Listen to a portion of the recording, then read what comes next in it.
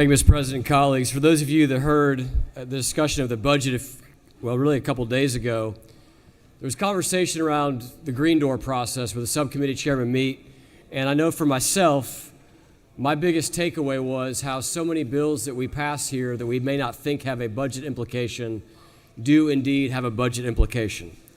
And one of those bills that we passed a few years ago that has had a multi-$100,000 budget implication is the raw milk bill that we passed here in the General Assembly. And from my understanding, we are currently testing only one farm under this program. I think a couple other farms are seeking to be signed up, but this would repeal that law that we passed in its entirety. And with that, Mr. President, I'm happy to answer any questions, or I'm happy to yield the well. You do have a couple questions, Senator. I recognize the senator from the second. Senator from the second. Derek. Thank you, Mr. President. Senator, you yield? I do. Senator, can you explain the impacts of your amendment as it relates to I-16 and any future growth of I-16 as we talk about budget costs and the implications of legislation? Well, every dollar that we save, Senator, is an opportunity to spend money elsewhere. One thing I'd like to do actually is begin looking at spending some general fund money on infrastructure projects, and I-16 would be at the top of the list for me. Thank you, Senator. Recognize the senator from the 41st. Thank you, Mr. President. Senator, do you yield? I do. Senator, isn't it true that there is a few times when I might agree with cutting back on some regulations, and this is one of them? I would put this probably up with one of the few times that not only you would agree on cutting regulations, but you would agree with me, so thank you. Wow. Do We you need to further go on the yield? journey I do. now. Huh? Isn't it true that because the regulations were so high that many farmers who wanted to provide raw milk just could not fit within the large regulations that were placed when it comes to raw milk? Isn't that true? Well, I went back and looked at this bill, Senator, and I was surprised to see that when it originally passed, it was indeed 20 pages of regulation around this topic. And do you further yield for one last question? Yes. Isn't it further true that people can continue to sell raw milk for pet consumption only? Yes, that is correct. Thank you. Yeah. Questions on raw milk. All right. Recognize the senator from the 32nd. Thank you. Would the senator yield? I do.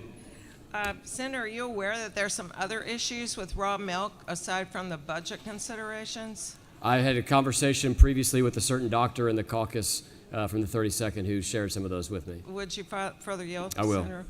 Senator? Just in reading the public health stuff that comes out, it seems that there is a much higher chance of people getting foodborne illness from raw milk than from pasteurized milk. Isn't that true? I'm sure you know of what you speak, Doctor or Senator. Thank you. Recognize the senator from the first. Just a point of clarification. Do you yield? I do. Yes.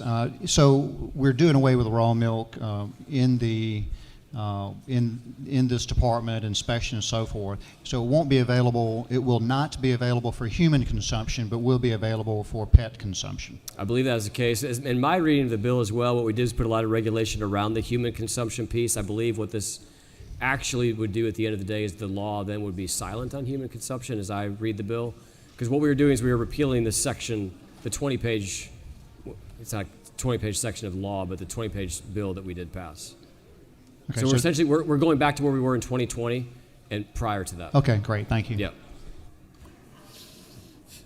Recognize the senator from the 13th. Recognize Elton John here in the audience tonight, everybody. Senator from the 13th. Sir, do you? I do. Senator, would you please go through the cost this will be saving us and the numbers one more time on this if we don't do this program, what it costs? It's my understanding that in the base budget we have we have appropriated approximately $800,000 towards the testing program. And I think it's true that also it could be over $1 million. Potentially in the future. I had a conversation with people that would know before, and they gave me a number of $800,000. I support your amendment. Thank you.